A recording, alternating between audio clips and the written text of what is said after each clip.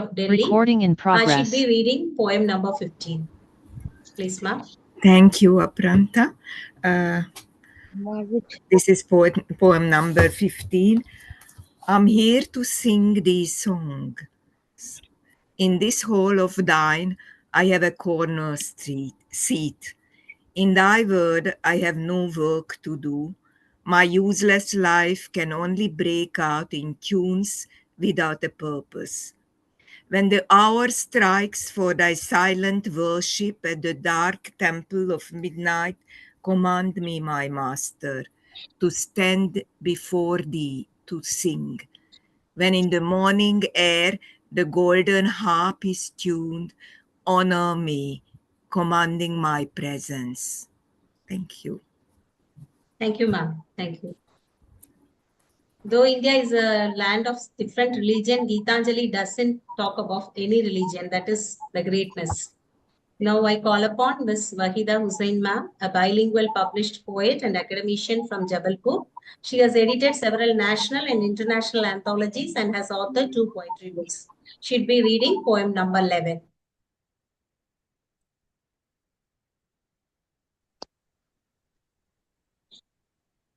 Good evening, everyone. And I'm really grateful to Poetry Across Cultures India and Soka Ikeda College of Arts and Science, Chennai, and of course, Dr. Rita Malhotra for inviting me here. So I'll be reading out the poem. I'll be reading out poem 11. Leave this chanting and singing and telling of beads. Whom dost thou worship in this lonely dark corner of a temple with doors all shut? Open thine eyes and see thy God is not before thee. He is there where the tiller is tilling the hard ground and where the pathmaker is breaking stones. He is with them in sun and in shower, and his garment is covered with dust. Put off thy holy mantle, and even like him, come down on the dusty soil. Where is this deliverance to be found? Our Master himself has joyfully taken upon him the bonds of creation. He is bound with us all forever. Come out of thy meditations and leave aside thy flowers and incense. What harm is there if thy clothes become tattered and stained? Meet him and stand by him in toil and in sweat of thy brow. Thank you. Thank you, ma'am. Beautiful. Thank you.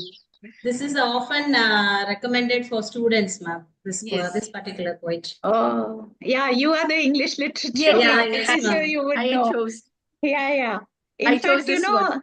That's because it's perseverance, leading you Yes, on the ma'am. path Work is to worship. God and Almighty. Yeah, it's nice. Thank you so much. Thank you, ma'am. Thank you very much. Thank you, Dr. Sanjay. Thank you, ma'am. I invite Dr. Sigma Satish, an award-winning published poet and academician. She's the head of the Department of English, BTM, NSS College of Trivandrum, Kerala. She'll be reading poem number 9. Is Sigma there? I'm not very sure. He did acknowledge yesterday. I'm here, ma'am. I'm here. Oh, so nice, Sigma. Your video, please. I have some problem with Wi-Fi. That's why I'm late. No problem. No problem. Read. Okay. Poem number 9. O fool, try to carry thyself upon thy own shoulders.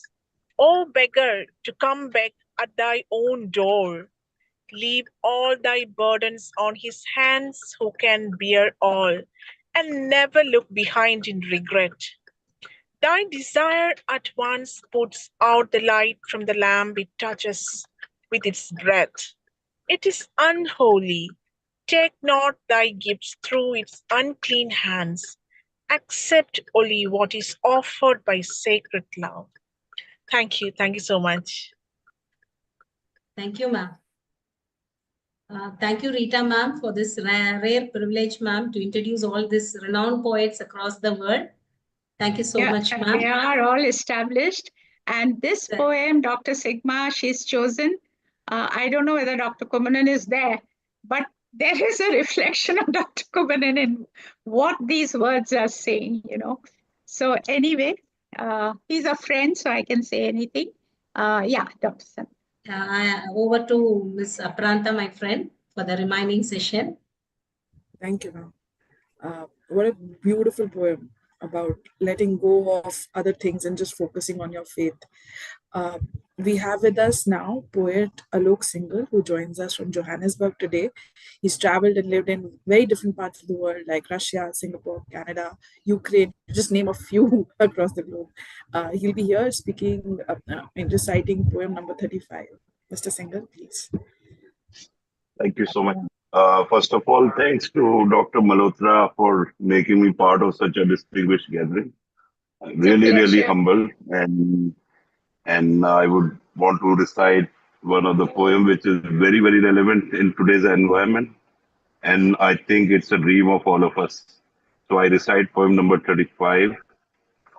Where the mind is without fear and the head is held high, where knowledge is free, where the world has not been broken up by narrow domestic walls, where words come out from the depth of truth, where tireless striving stretches its arm towards perfection, where the clear stream of reason has not lost its way into the dreary desert sand of dead habit, where the mind is led forward by into ever-widening thought and action, into that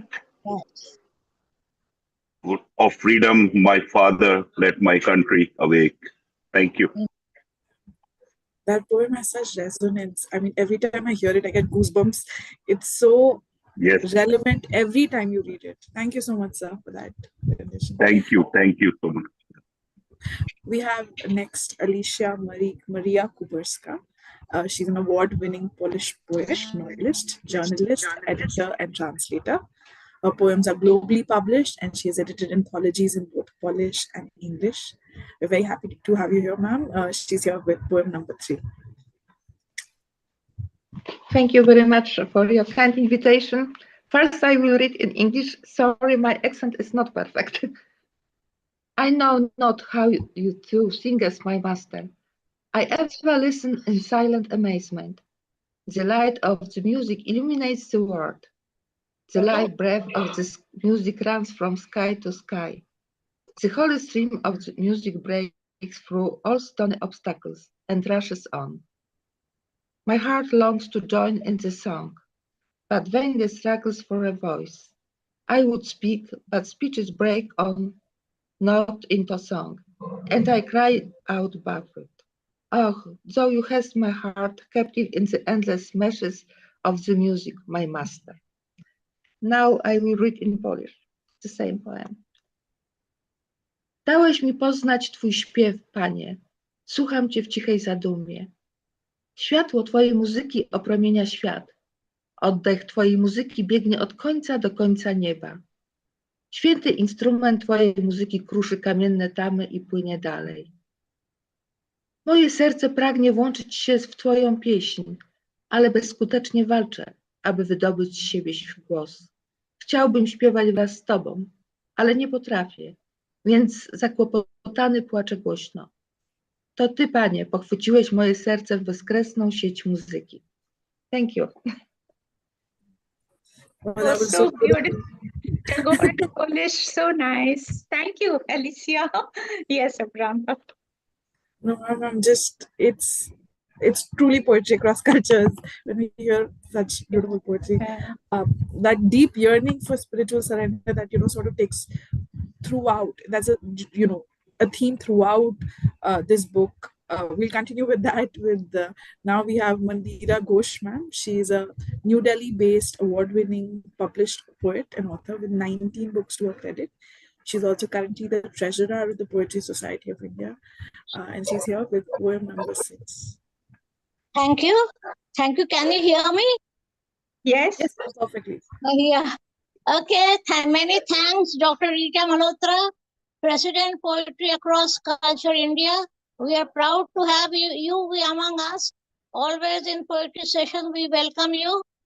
And also Dr. Sethu Kumandan, you spoke so well, sir. We are indeed delighted by the initiative you are taking and inviting also me to Ami Kobi, Tagore and the World. Now I have selected the poem number 6. It's not a very long poem, but it is a beautiful poem. Pluck this little flower and take it. Delay not. I fear lest it droop and drop into the dust. It may not find a place in thy garland, but honor it with a touch of pain from thy hand and pluck it. I fear lest the day ends before I am aware and the time of offering go by. Though its color may not be deep and its smell may be faint, use this color in your service and place it while there is still time. Thank you. Still I have added. Can you hear me? Yeah, she has added the word still.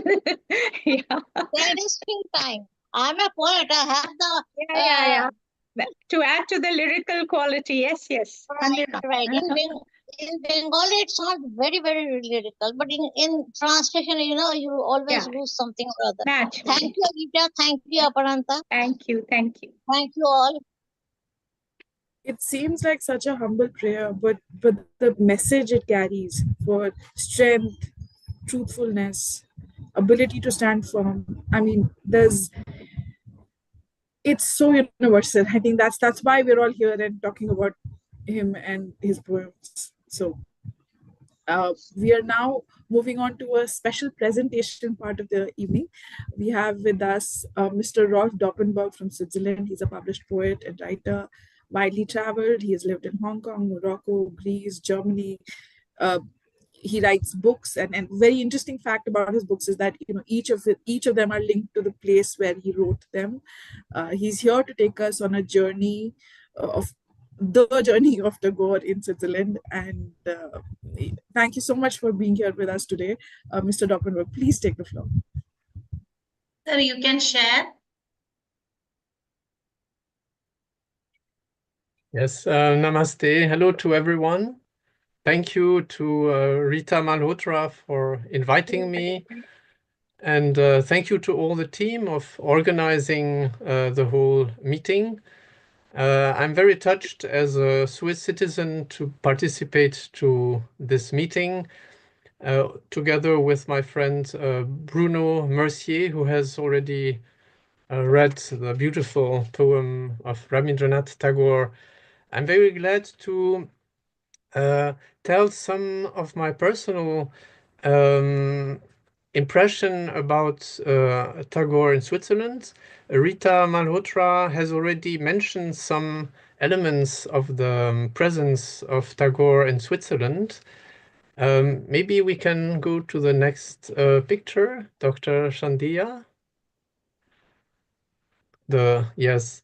So I made some research and find out that the first visit of Tagore in Switzerland was in Geneva, and there is a record in the Journal de Genève. This is one of the major newspaper of Geneva, who tells about the visit. So you can see on the picture, on the first page, the title, and I didn't reproduce the whole article, but it is really a very important article about his conference in Geneva. He was invited by the director of the University of Lausanne, Bernard Bouvier, who was also the founder and president of the Society Rousseau, as a symbol for enlightenment and peace in the world. And so he invited Tagore personally to come for this conference. And this conference, as I read the whole article, was really very impressive at that time. It was in 1921, some years after the First World War, and Tagore brought a lot of enlightenments in new ways to understand the possible evolution of mankind. And a small point is that Tagore, it's written in the article, read some of his own poems of the Gitanjali at this evening. So reading now together, all of us here present, some of his poems is like an echo to the moment when he did this in Switzerland, in Geneva. During this conference, he mentioned his project of opening the University of Shantiniketam, where I was recently. I was very happy to visit the place.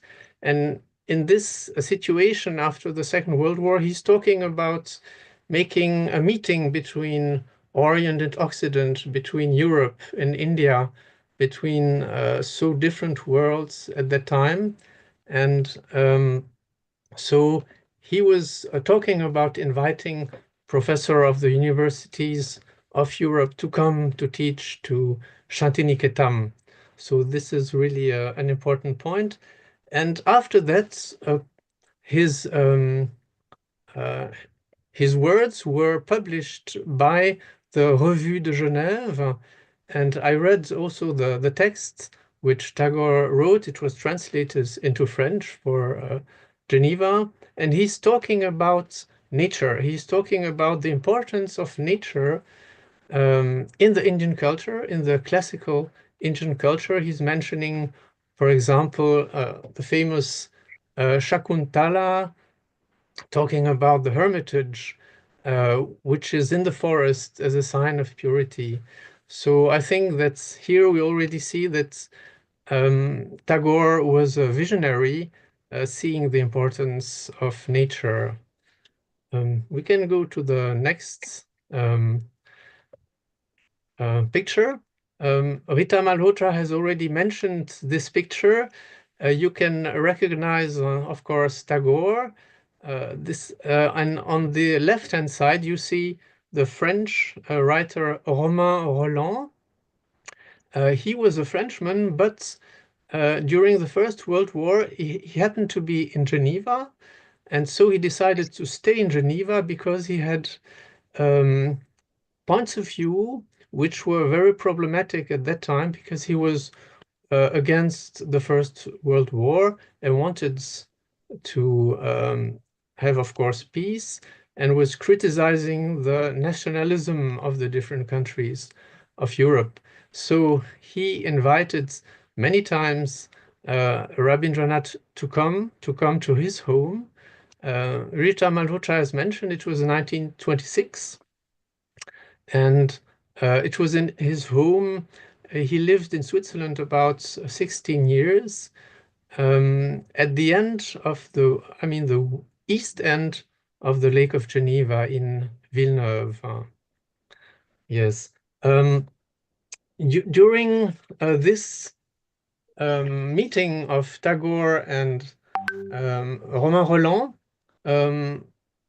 the conversation was written down, and I want just to quote an important saying of Tagore during this conversation.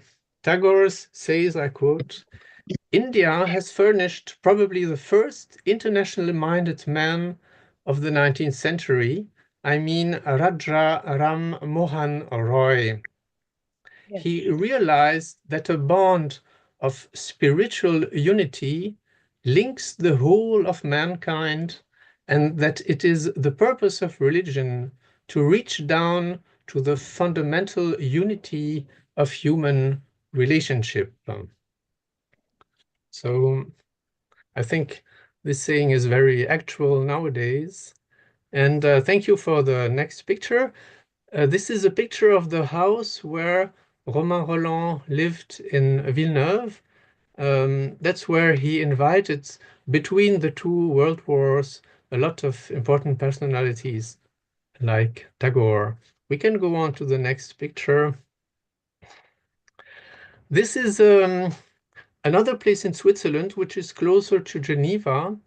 And this is a place where Tagore has been. And I wanted to show you this place because it's very close to the place where I spent my childhood and my youth. This is the castle of Coinsin. Coinsin is a very small village in the countryside, 25 kilometers away from Geneva. And it was the director of the University of Geneva, whom I mentioned before, who invited personally Tagore to come to his place. So the picture is a bit older, I think from 1910, but it gives an idea how Tagore would have seen the house. We can go on.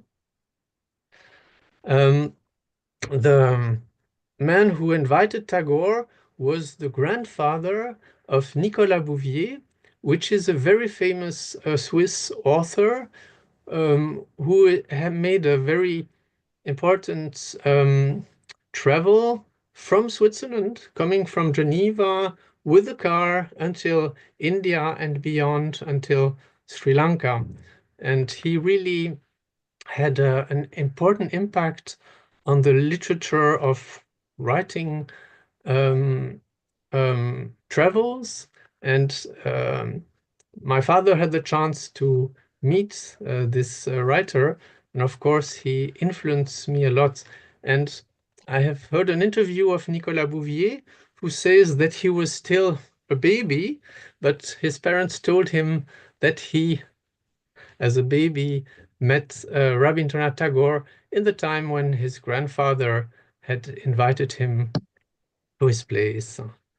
Yes, next. Next. Here you can see from a drawn picture the castle where Rabindranath Tagore was invited.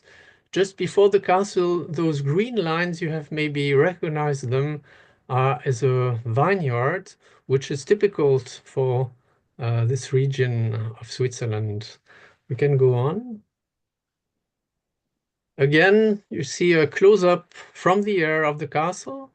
And so you can have an idea where Tagore was welcomed by Bernard Bouvier at that time. We can go on. I was recently in India, and when I came back, because I had visited Shantiniketam and also the house of Tagore in Kolkata, I wanted to see again this place. So I went personally to the castle to make some pictures. Unfortunately, it was closed. The owner of the castle was not there, so I could not enter. So I took some pictures from outside. On the right-hand side, you can see the entrance of the castle. Next, a picture, please. This is taken, I took those pictures from the entrance. You can see the courtyard, and I had a new emotion when I saw this. I had seen it before in my childhood, but after having been in Shantiniketam and knowing that Tagore had gone exactly on this place, I was very touched to see it again. Thank you. Next one. Very close to the castle of Coinsin, which we have seen, there is a natural reserve called Le Bois de Chêne. It means something like the forest of oaks, the oak forest, you can say. Oak forest, yes. And this is the forest of my childhood. So as a child, I always went there first with my parents, and when I was a bit older, alone. So I spent many time in this oak forest, Le Bois de Chêne, and this is very close to the castle of Coinsin. So maybe at that time, Bernard Bouvier would have invited Tagore to make a stroll in the area because, as we know, Tagore was also very fond of nature. So we can go on. Rita Malhotra has mentioned it too. This is in the university in Lausanne, where I studied as well. and the president of India came with the president of Switzerland together to inaugurate the chair, the Tagore chair in Indian Studies at the University in Lausanne in 2011. And as she mentioned, they unveiled the bust of Tagore. We can go on the last one. Here you see a detail of the bust, and you see that the students do appreciate the presence of Tagore. And in the Indian puja rite, they bring some flowers to the great poets and great men. So now there are a lot of teachings of Indian culture at the University of Lausanne. There's one professor who is dealing with Sanskrit teaching and Indian philosophy. There's another woman professor who is dealing with theater and also with Kabir. So I think this shows that Rabindranath Tagore is still very present in Switzerland. I thank you for your attention. Oh, that was beautiful. Beautiful. And I think, Rolf, I don't have words. I think it was all done with a lot of beautiful sensitivity and, of course, very informative. We did not have so much information that Rolf gave us today. So I think it's really good. And as poets, we are always full of curiosity. So when our curiosity is satiated, I think Rolf has done so much justice to today's, like the theme, Tagore and Switzerland. Thank you so much. I thank you. And he calls himself a nomadic writer, by the way. So it's from India to here to there. I don't know where all. So, but it's great. Thank you. Thank you so much. And I think with that, I think we shall now navigate ourselves through the second round. And this round is open to all poets. We are calling it the Poet's Choice round. So you can choose either a poem of your own, making, creation, and or anything from the repertoire of a poet that you revere or you're fond of, even Tagore. In fact, we begin the round with our principal of Soka Ikeda College, Dr. Meera. I think I've already mentioned that her discipline is the life sciences, but the way she speaks, the way she reads, the love for poetry and culture. And if I may add one line from my side, Meera ji, I have never seen such a smiling principal. Oh, thank you, ma'am. Thank you so much. Thank you, so, Meera ji, please, the platform is yours. Thank you, ma'am. Thank you so much. Happy evening and warm greetings to all the poetry lovers. Poetry is an art of earning soul. And as I am a faculty of science, to be frank, I come from a different world of chemicals and chemical reactions rather than metaphors and meters. But the wonderful connect with poets all over the world has gradually kindled a passion of poetry in me. And I thank our chairman, Dr. Sethu Kumanan, and Dr. Rita Malhotra ma'am for being a significant part in this journey. And also, on behalf of Soka Ikeda College of Arts and Science for Women, I express my sincere gratitude for providing us this opportunity to be a part in this wonderful evening, ma'am. Among many rich voices in Indian poetry, the words of Rabindranath Tagore have always touched me deeply. His words move inward, speaking to something profoundly human and something eternal, rather than describing the beauty around us. And with what inspires me most in Tagore is his simplicity. He doesn't write to impress. Instead, his words uplift, awaken, and transform. And perhaps the most beautiful of his creation is Gitanjali, a collection of verses that dialogues between the inner self and divine. Each verse carries the fragrance of surrender, humility, and spiritual longings.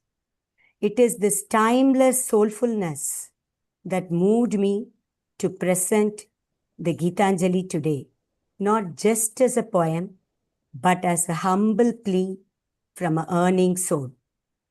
May I now have the honor of presenting his first poem of Gitanjali. Thou hast made me endless, such is thy pleasure. This frail vessel thou emptiest again and again, and fillest it ever with fresh life. This little flute of a reed thou hast carried over hills and dales, and hast breathed through it melodies eternally new. At the immortal touch of thy hands, my little heart loses its limits in joy and gives birth to utterance ineffable. Thy infinite gifts come to me only on this very small hands of mine. Ages pass, and still thou pourest, and still there is room to fill.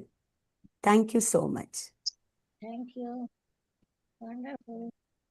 So beautifully rendered also, Dr. Meera. Thank you Thank you so so much. much, ma'am. And of course, the support, everybody is aware of it. Can we go back to our team with the proceedings? Yes, ma'am. Thank you, Meera, ma'am. That was Thank so like touching. It was like you painted these emotions with your words and how you talked about your personal connection with Tagore. That really connected with us too. Thank you, Aparant. With that I beautiful should beginning. I should thank you and Dr. Sandhya for shaping this in a beautiful way. Absolutely. Thank you so much, Dr. Sandhya and Aparanta. Thank you. With that really encouraging beginning of round two, I'd like to call poet Wahida Hussain to please begin the poet's choice.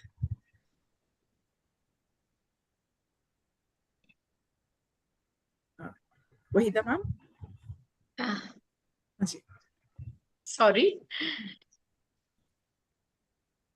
I'll recite from my debut book, Mend My Broken Wings.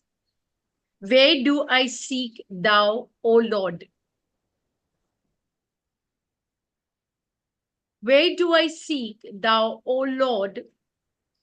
In the murmur of rivulets, or in the rustling of the branches, on dark nights, or during bright daylight in the clamor of the city,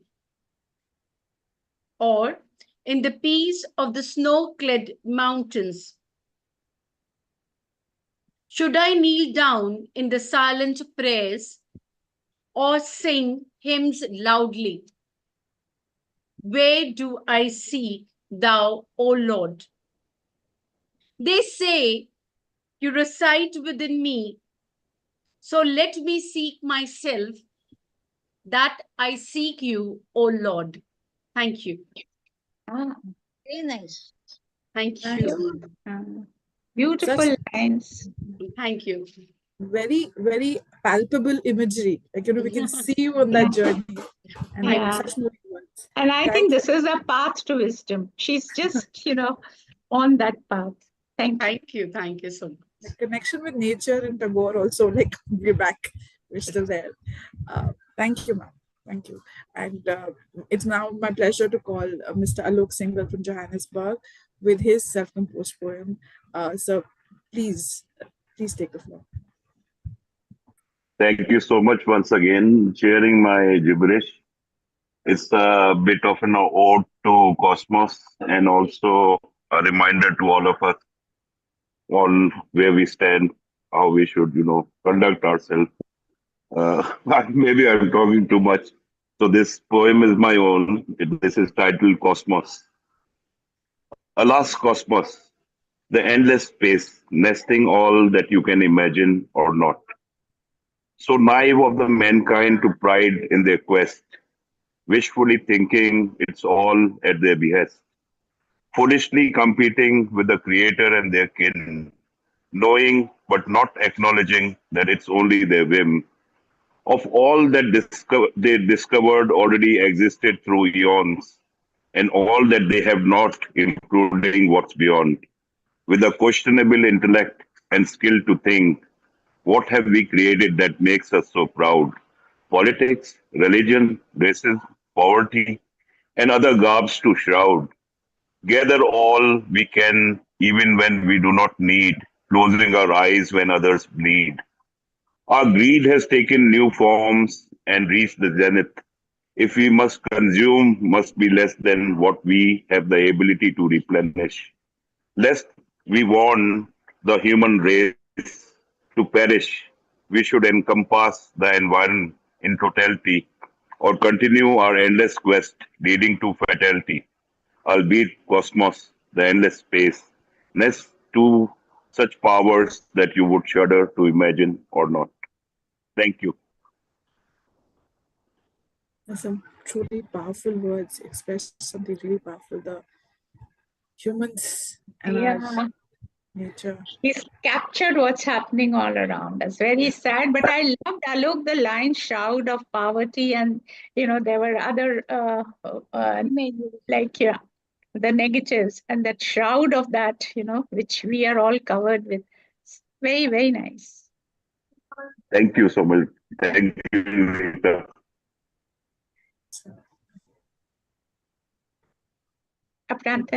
Yes, of course. No, I was moved that way.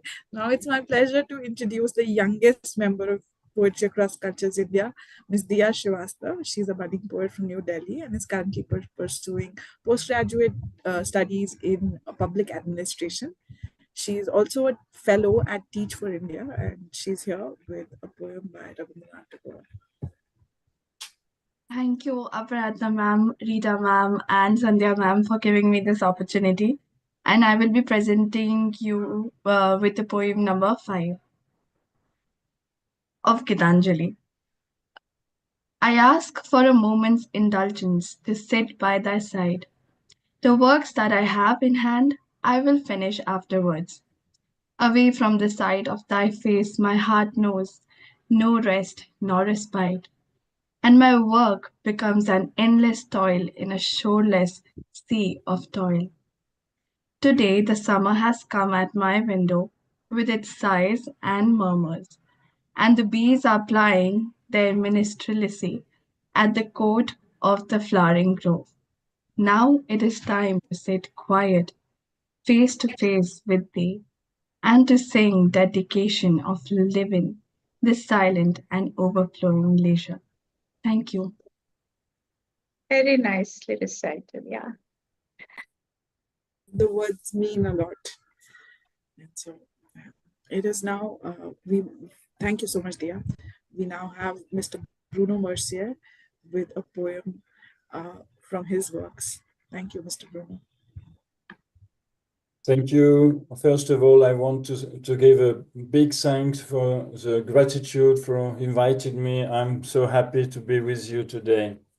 I will read some short poems of my creation. The first is called The Black Eagle's Crash. Wings adorned with poems, through perseverance I reach snowy peaks of vertigo, where the lightning of risk kills. I cast off the weight of certainties, encouraged by readers. I soar above mountains, see the world disjoined. Suddenly, doubt torpedoes me. The black eagle falls, sinks, like lead in the ocean. The poet weeps for values. Drones and death attack. Border walls rise. I cry, rise up, freedom, rise up. The painter friend brings help. You celebrate on our path of life. You invite me to dance the word peace, the joy of the shared moment, praise of dear friends. Yeah, very, very. And if it is possible, I'll read the second one called Monsanto, my Satan. Earth, bled dry of your dead soils, washed with chemical pesticides, your skin eaten away by nitrates, dries like leprosy around the farms. At the Global Gene Exchange, the catalogue of luxury seeds sort your seeds by finance. What does the local climate matter? The last large tree felled, the last polluted stream, the last fish caught live, cry out that money cannot be eaten. Let us give life back to the soil, organic farming, fallow land, rotating fields, dance at the edge of the woods. Humus, slurry, these names evoke fertility regained, new poetry of the earth, which farmers sing upon waking. My Saturn is dead, long life to the earth. Oh, Thank how you nice. very much. Wow. Brilliant. Bruno, you know, when you chose your poem from Gitanjali, you know, he had such lovely words for Gitanjali. And I thought, you know, Bruno is just soft and, you know, nature. And, you know, he would only speak about love. And look what he's. Thank you so much. I mean, Thank I think you. all of us feel the same, the disjoint, you know, the disjoint world he talks Yes. about. And watching from the vertigo. Yes, the vertigo is felt when you're high on the mountain peaks. And then I loved your leprosy in the farms, you said? Leprosy around the farms. I mean, that's a beautiful Yes, yes. way of expressing what's happening with pesticides and all. Thank you. I always barge in because, you know, poetry means I have to because you know I just can't contain myself. So Apranta, sorry, but Sure, ma'am. Very That much. was it was a poem which you responded to. So I mean evocative in that sense. We have with us Dr. Muller, Biljana Parvanova. She's a Bulgarian scholar and a noted writer. She's a visiting faculty at the University of Delhi, and we all remember her beautiful, informative presentation on Tagore in Bulgaria when we had the program on Bulgaria and Hungary's relationship with Tagore.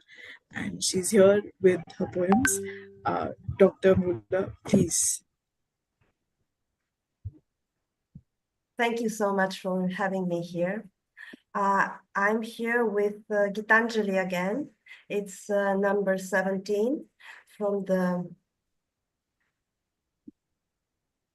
copy we have.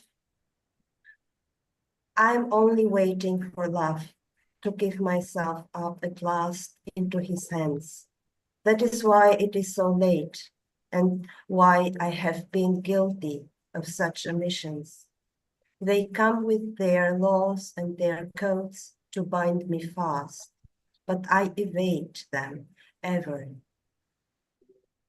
For I am only waiting for love to give myself up at last into his hands. People blame me and call me heedless. I doubt not they are right in their blame. The market day is over and work is all done for the busy. Those who came to call me in vain have gone back in anger. I'm only waiting for love to give myself up at last into his hands. Thank you. Thank you, Dr. Muller, for bringing that poem about spiritual surrender to us and choosing that poem for us. Thank you so much, ma'am. That's beautiful. It's now my pleasure to call Mr. Rolf Doppenberg again, and he's here with us with some self-composed poems.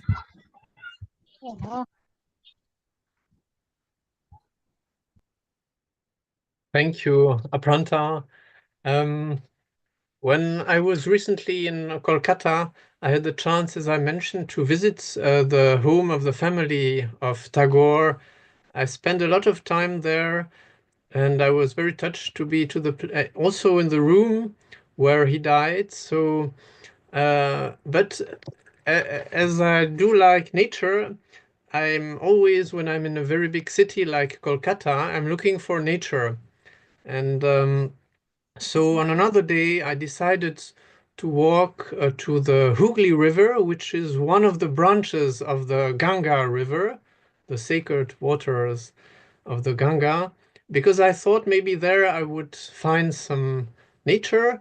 And when I arrived there, indeed, I found banyan tree, those trees which have the scientific name Ficus bengalensis. So they have the name of Bengal in their scientific name.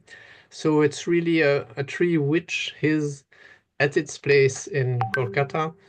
And I was astonished because he was living very close to the water. But as you know, this tree has some branches, or better said, roots coming from high and going down to the ground. And very close to this banyan tree, there was a small temple which was painted in blue. It was a Shiva temple. And I was touched because it was like a kind of metaphor between nature, the banyan tree, and spirituality represented by this mandir, Shiva mandir. So I will read you the poem which I wrote about this place.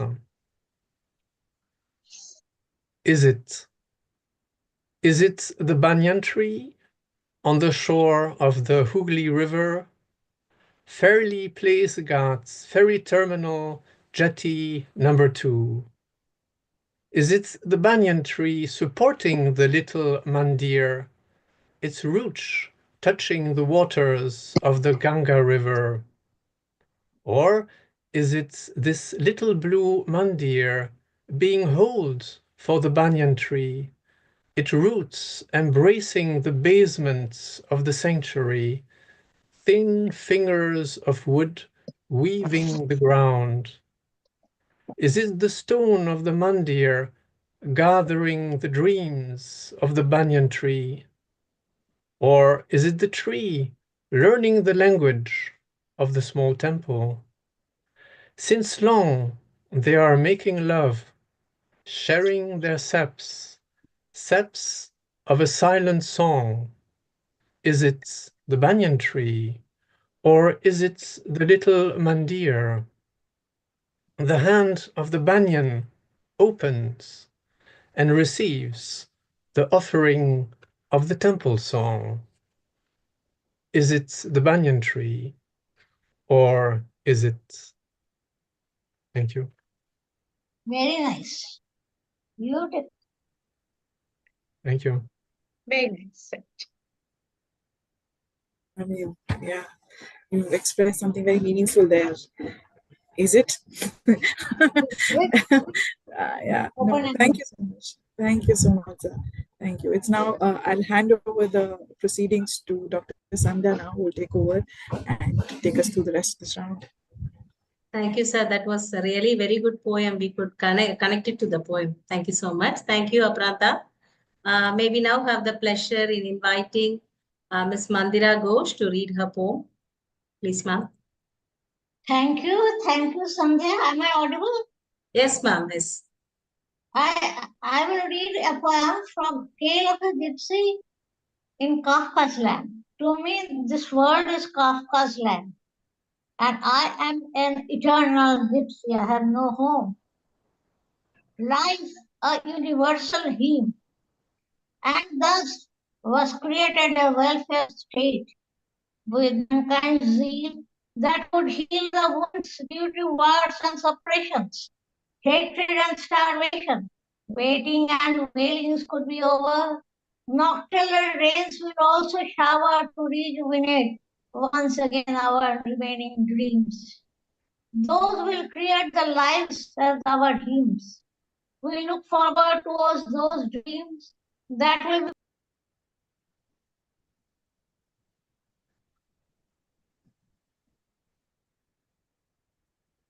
tears, though the saline tears of men and women will reflect the transparent gleam. Thank you. Can you hear the last two lines? I think, yeah, last two were okay. Did we miss out on one or two lines? Yes, you missed the central line. Yeah, you did miss. I will read it again.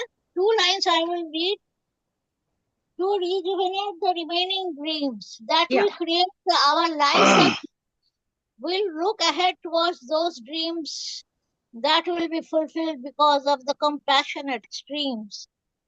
Through saline tears of men and women, reflection will come through the transparent gleam. Thank you. Thank you, ma'am. That was a powerful poem, ma'am. Thank you so much. Yeah. Thank you, Sandhya. Manira, thank you for the welfare street. Oh, that's good. Because this is Kafka's land, no? We need welfare. Kafka's land.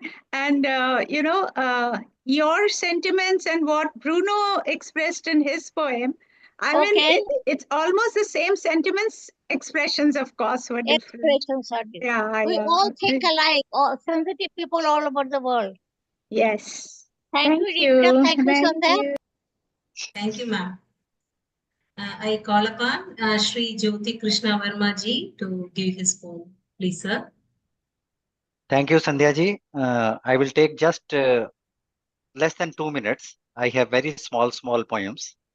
The title of my first poem is Eons Ago. This refers to the time when man did not write poetry. This refers to the time when man did not write poetry.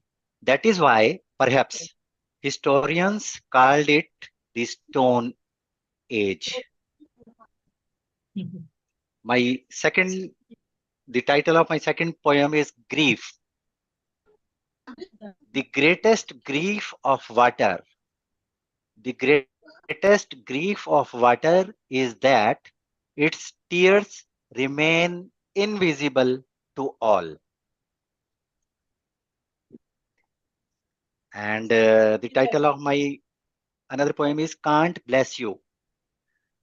You have been with me since my childhood.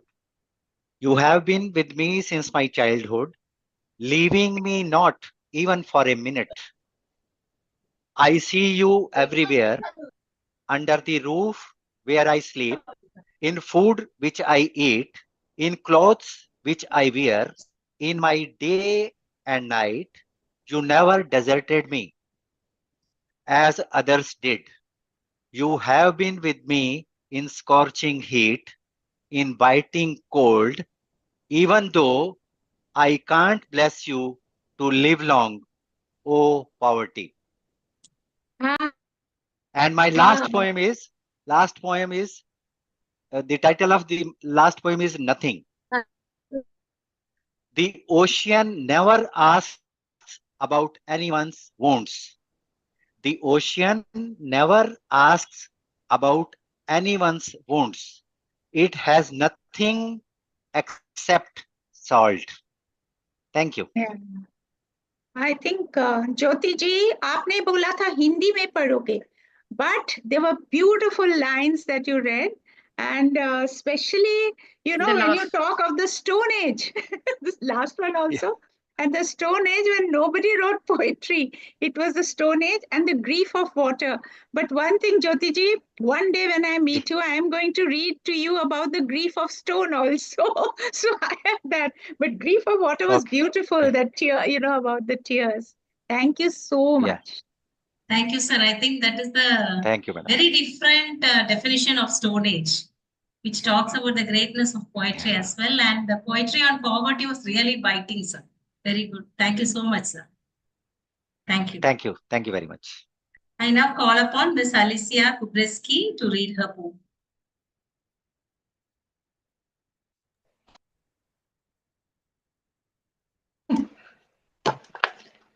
I will read my poem, entitled Footprints. There are many religions in the world, many rules. It doesn't matter to which God we pray, in which language we speak the words. We treat each man like a brother. We need each other. People are not lone islands upon an ocean. In the moment when the sun disappears and darkness falls, when despair and sadness extinguish the will to live, someone will always extend a helping hand. We are all heading towards eternity. Like footprints, we leave along the way memory of good and bad deeds. In the reality, we are but travelers. Nothing is given to us forever. We arrive naked and we leave naked. Thank you. Yeah, Thank you, the ma'am. conclusion is nice. Yes. We are Whatever all, language poetry is beautiful, ma'am. yeah, Thank you very much. it's beautiful. And, traveling we are all travelers, and heading towards eternity. And which God we pray, it doesn't matter. I mean, it's all, I think somebody was right. Mandira said it, that we all think the same, whatever the expressions may be. Thank you. Thank you, ma'am. Now we move on. We have the pleasure in listening to Dr. Sigma Satish. Thank you, Sandhya ma'am. I have a small poem titled Someday. Someday you may ask, why do I search for solitude? I don't answer. Instead, the visible tear will reflect the ugliest ocean, storms, and brutality of human beings. Then I close my eyelids and I drench in the soft rain in the spring, in the winter. I feel the blue sky, the tides, the morning dews, etc. And I weave solitude. Stop asking me. I see her craving for the solitary doorway. Now she may forgive all, and you will find her in the journey of life as Mother Earth. Thank you. Hey, Thank you, ma'am. kudos. Wonderful. Thank you, ma'am. Yes. May I now call upon Dr. Margit Koves to share her poem with us.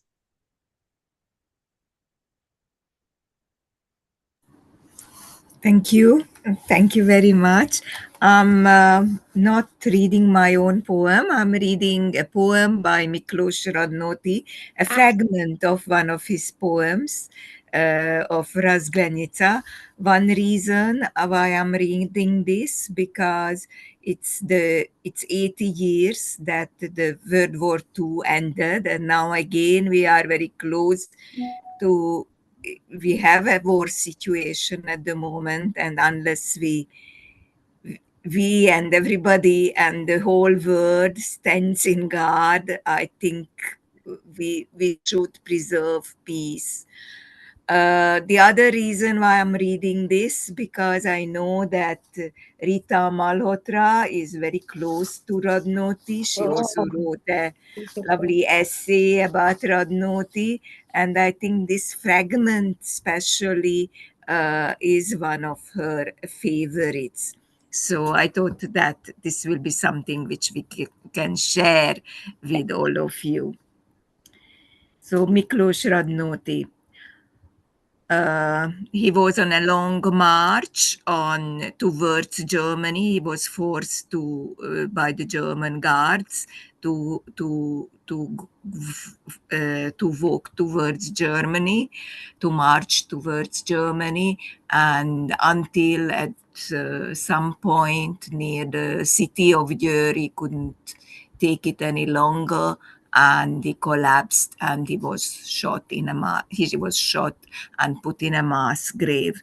And he's all sort of has a vision of his own death, but he also must have seen somebody else ending like that. I fell beside him. His body had turned over, tight as a bow before release. Shot through the nape, I whispered to myself. That's how you too will end. No more now. Peace. Patience will flower in death.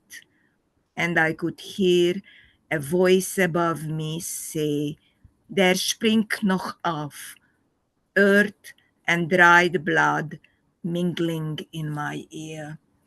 I also want to read this in Hungarian because you can sense the poem more that way. Mellé zuhantam, átfordult a teste, s feszes volt már, mint húr hapattan. Tarkó lövés, így végzett hát te is, súgtam magamnak. Csak feküdj nyugodtan, halált virágzik most a türelem. Der springt noch auf, hangzott fölöttem, sárral kevert vér száradt fülemen. Thank you. Oh, beautiful, Mari. Thank you so much.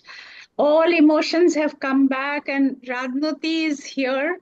And I have to say this, she's speaking of the Second World War, and how tortured these people were. They were unarmed. And, once he used to look for scraps of paper so that he could write something in those circumstances. They are, crawling, they're made to crawl.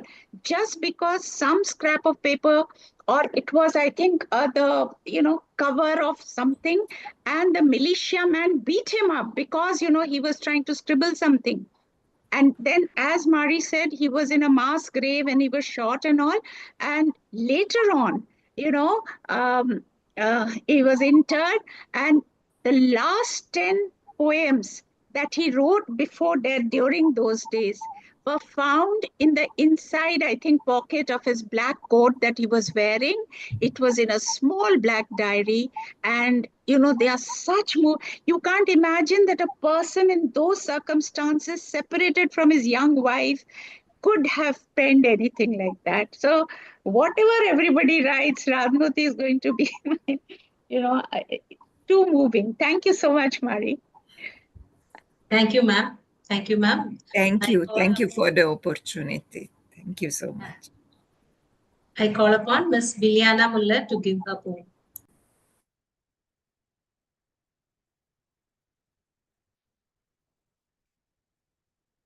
Dr. Biliana? Yes.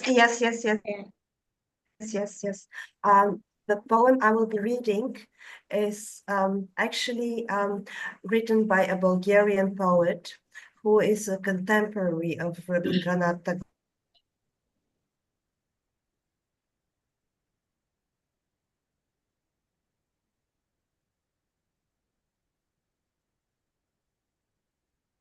Tagore. And he has a cycle of poems which refer to the innocence and the purity of childhood, represented by two beautiful eyes that are likened to light sparks and music. The speaker's soul prays to preserve this innocence from the inevitable passion and woes of adulthood, symbolized by the veil of sin and shame that will eventually overshadow the child's eyes. The poem's cyclical structure, with its repeated lines and refrain, emphasizes the speaker's sense of longing to protect the child's innocence, even as it acknowledges the inevitability of loss. The poem reflects the Romantic era fascination with childhood and the idealization of innocence and purity. So, and I will read for you my Hindi translation of this poem. दो खूबसूरत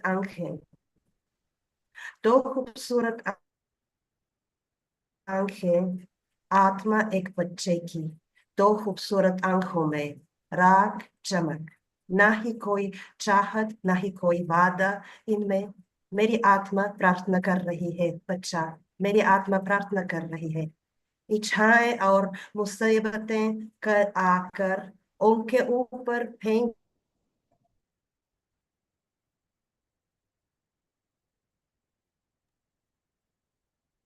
देंगे पर्दा शर्म और ना फेंक दें उनके ऊपर इच्छाएं और मुसीबतें वो ही प्रार्थना मेरी आत्मा की वो ही प्रार्थना है बच्चा उनमें ना कोई चाहत ना कोई वादा, दो खूबसूरत आंखें, रात चमक, दो खूबसूरत आंखें में एक बच्चे की आत्मा. Beautiful. Beautiful, Bilyana. Thank you so much. That was Jyoti so ji, आप कुछ beautiful. कहिए. I thank you for this opportunity. Jyoti ji, अगर आप सुन रहे हैं तो कुछ कहिए. He writes in Hindi beautifully also. I don't know whether he's there, but anyway, thank you so much. I didn't even know that, this is your translation. Yes, this is my translation. Wow. Oh, that's a wow. Thank you. Thank you. Thank you. That was very, very, very moving, ma'am. Thank you. Thank you, ma'am. Ma'am, can we come to the last part of it, ma'am? Is there anything more to do? Actually, I don't know whether Dr. Kumanan is there. I wanted him to conclude with a short poem, or because I thought he'll read one more, but I'm not sure whether he's there because I know he's a busy man. So, if any of our poets have any observations to make, of course, Dr. Sandhya, you can invite anybody, and if Dr. Meera has anything, any of our poets, especially, of course, it's Tagore in Switzerland, but anyone, we would love that. Dr. Rita ji, may I just? Of course, Alok ji. Yeah. Yeah. No, I'm so glad. I was in a conference here in Joburg, and I was wondering I'd be able to make it or not. I tried my best and I could, and I'm so glad. And Hello. Thank you, Alok ji. I think some glitch. Anyone else? Koi bhi bole, please. Bruno, if you have to say something. Rolf, anybody? Alicia. Just say thank you very much. It's very Thank amazing, you. very nice. Thank you. I am so proud to be with you. Thank you very much. Thank you all. And, of course, the college, this wouldn't have happened if Soka Ikeda wasn't there, actually. When I met Dr. Kumanan in Mumbai and I just brought it up, he immediately called Principal Dr. Meera, and it was a yes from the first moment. It was such a support. And thank you, everybody. Beautiful poems. Of course, we expected it. Mari, thank you for Radnoti. Anytime you do anything with Radnati, I'll hire a helicopter and come to Delhi. I'm in Mumbai though. But yeah, thank you so much, Thank you, ma'am. everybody. Thank you so Sandhya much, and ma'am. Prartha, you did a great job. And that little one, where is Dia? Dia did quite a bit of work, behind the scenes, bios. She spoke to me separately, and of course, she chose her poem. Thank you so much, Dia. There was a time, let me share with you, when Dia was a little girl doing her undergraduation. So we used to only ask her to read the bios of our poets because, some role had to be given. She had started writing poetry, but, she was a little girl. But she's so oriented towards culture and poetry. And now she's really blossomed. Thank you, everybody. Thank you, ma'am. Thank you, ma'am. Thank you, ma'am. मुझे उम्मीद थी कि आप बिलियाना के translation पे कुछ बोलेंगे. कितनी प्यारी कविता बिलियाना जी ने ट्रांसलेट किया. I didn't even know that she's picked up Hindi so well. Wow.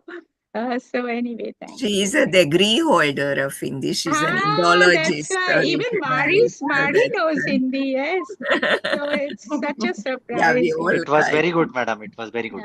Yeah. Yes. And thank you so much. Thank you so And much, Sigma, Rita, I and loved your Sigma. and Thank college, you. and Thank you. Apranta and Dia for bringing us all together. It was again a lovely occasion, Yeah. and we are all ready to work with you, Rita, and No, I poetry hope, but across I'm getting old, so now it is only Soka Ikeda College that will continue with Apranta and Dia. And Sigma, I forgot to mention, but I love that visible tear that you spoke about, So certain Thank you things so stay much, with you. ma'am. I made a fast noting of it. Thank you, everybody. If I've missed out on anyone, Rolf, thank you for the beautiful pictures. They were really beautiful. So Thank you, ma'am. Thank you very much Thank you. for Thank giving you. us a Thank you Thank you, very wonderful. much. everyone. Have Thank a you. lovely evening. Thank you. Yeah, thank you. Bye. It was really a Thank you. very enriching experience for all of us. Like, very Thank you. nice, very Thank you, nice. Vaidehi. Wahida ji, Thank I've you, met Rita. earlier. So thank Yeah. you. So Thank Sudha Yeah. ji, anything you have to say? Dr. Sudha, you are English literature, and so is Sigma. So and of course Bilyana and As Dia said, though we have show endless work. This 2 hours, ma'am. We started by 5:30. Now it's 7:30. yeah, it's already, yes. This 2 hours has been calming us very much, ma'am. It was Thank you, really but calming down. yeah, So we all have these bless people, everyone. yeah, with full-time really, jobs and engagements. So yes, I'm ma'am. the only retired one. So, but I take the maximum tension. So, but thank you for easing Thank it you. all. Okay. Bye. Bye. Thank Bye. you. Thank Bye. you so much. Namaste. Thank you, ma'am. Okay. Thank you for the Okay. opportunity, ma'am. Bye bye. Thank Thank you very you. much. Namaste. Namaste. Okay. I want to say I connected with Rolf after, like, say 3 years. After 3 years. Yes, yes, I Yes. remember. Because the first book talk show I did with Rolf only. Oh, okay. Yes, I remember. Remember? It Yes, was my of course, I first book remember. talk. I remember very well, Wahida. Yeah. Yes. Yes, so On Neelam I'm Saxena's page. Where's exactly. Mandira? Ma'am, Exactly. before closing, if we can switch on the video, we'll take a pic, ma'am, with Oh, all the poets. Poets, can you please, students, faculty, everybody, if you switch on your video, we'll take a yeah. pic. Mandira, where are you? Have you left? And the little students, we must have them. I mean, faculty, look at yes. their patience. Faculty, of course, yes. I mean, it's thank you to them. Otherwise, so we are on the other side because of them. And I'm sure some of them write too. Yes, In ma'am. There fact, are Soka budding Ikeda poets. College, please, I request you, if at all, and we get to do, I want to do one on Japan. Let's see. But this time we must have more students also and some faculty members who write, So, yeah, it's exam time, I know. But So, I request a faculty member from the department to take a pic. Jichita, Roshnara Banu, everybody is here, ma'am. We are really thankful to you for this wonderful opportunity for the Department of English, ma'am. And Soka Ikeda College. Thank you, ma'am. And Dr. Meera, I think first time she mentioned that, let it is the Department of English. And I had already interacted with Dr. Sudha. She's a gem of a person, so dedicated. So, okay, ma'am. Yeah. Can I be Are you presumptuous and taking a just say picture?